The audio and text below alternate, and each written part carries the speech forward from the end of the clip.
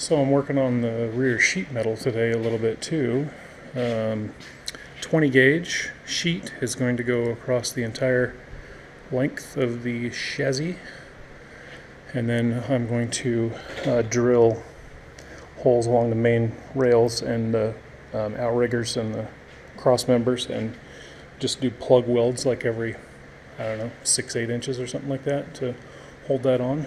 And then there's and then of course around the edges I'll tack all around the edges too, and then when the foam floor starts to go on, then I'll most likely put a bead of Sikaflex around the edges to kind of seal the edges up, and then probably on all the seams too. Oh, and you can see here I did a mark out to cut this, but that's actually incorrect. I'm just going to cut that straight across, all the way across, and then the front is going to be split into 2 sheets, one this side, one that side. There'll be pretty much a mirror of each other to go around the storage and step.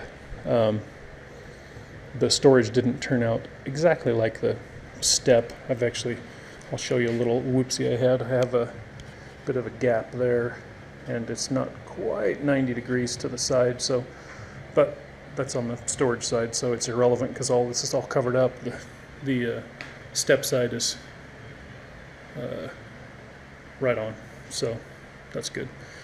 And then also, so I'm going to be splitting the floor sheet into 2 pieces, one side, 2 side. So I'm going to run, again, 1x2 by 1/8 inch. I'm going to run in between all the cross members. I'm going to run that 1x2 all the way back to the cross member where that sheet ends. So I'll have support on that middle seam for the sheets that are going on the front. So should work out okay.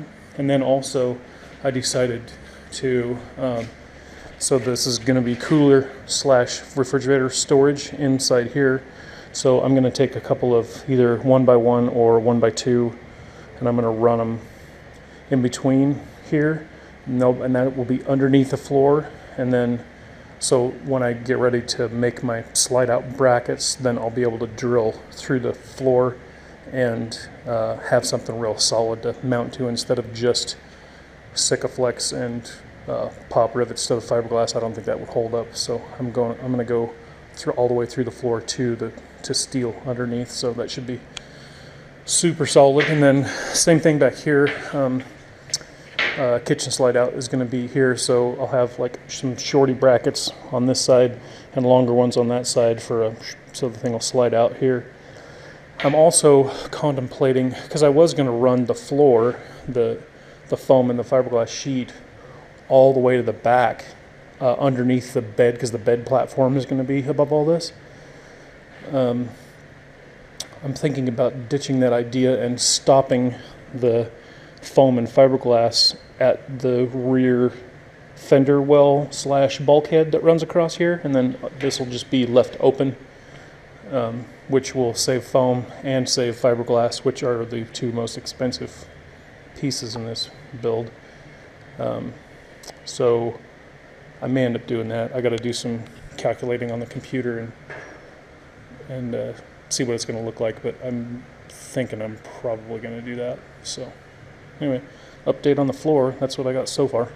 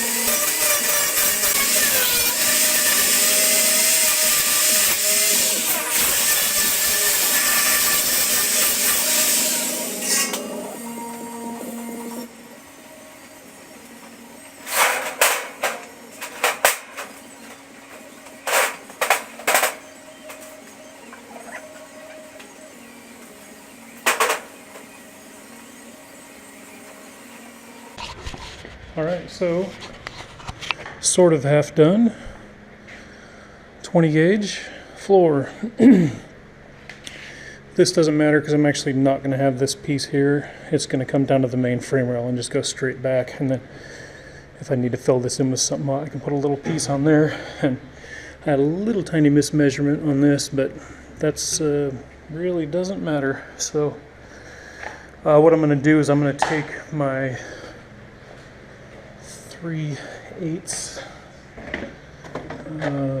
there it is. I'm going to take my spot weld kit roto broach, and I'm going to punch 3/8 holes on top, like every, I don't know, 8-10 inches or something, and plug weld the sheet metal onto the top of the frame rails. I think that'll hold it on there pretty good. And then I'm just going to do a little bit of stitching on the corners to try and prevent as much warping as possible. And then when the floor goes on, or when the foam goes on to the floor, I'll come around here around the edges first, and I'll probably seal it up with like Sikaflex or something and seal all the edges and like seal all the seams on it. So hopefully that'll prevent any water ingress. I mean, the worst thing that'll happen is a little bit of water will get in and it might rust a little bit under the floor, but I live in a desert, so that's not a real concern.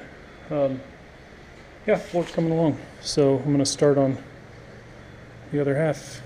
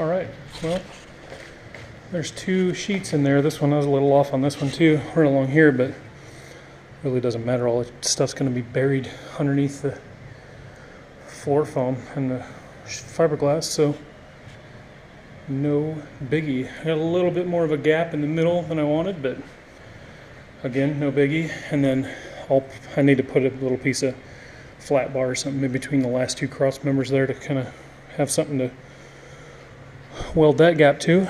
And then of course I gotta trim this out like the other side, and then this side will be golden, I think. So anyway, floor is coming along. Oh, so here, let me show you something else. So I was welding a piece of angle in earlier over here.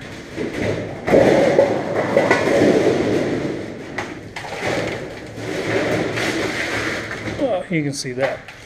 And you can see this right here. So I'm going to be using a Sequoia brand table leg and table base. And this is like a pretty neat twist lock kind of a setup that Sequoia has. They have a stainless steel base, but I couldn't find anybody that had it in stock. So basically this thing is gonna end up riding right here on top of the floor. And so I'm gonna put, once I get the floor welded down, the sheet metal welded down, then I'm gonna make some kind of a little platform with either riv nuts or weld nuts or something underneath, so that I can screw this to something solid underneath the floor, because otherwise I don't have anything to fasten it to, and it'd probably rip right out of the floor, out of the foam and the fiberglass. So anyway, that's what I'm doing with this, is making a table mount right in these. Oh, and I'll show you my little drawing here that I did for that too, so you can see right here. So that's right in the cutout for where the table's going to go. So that's about where the table base ended up. So I just got to build a little bit of structure around it, and then should be good.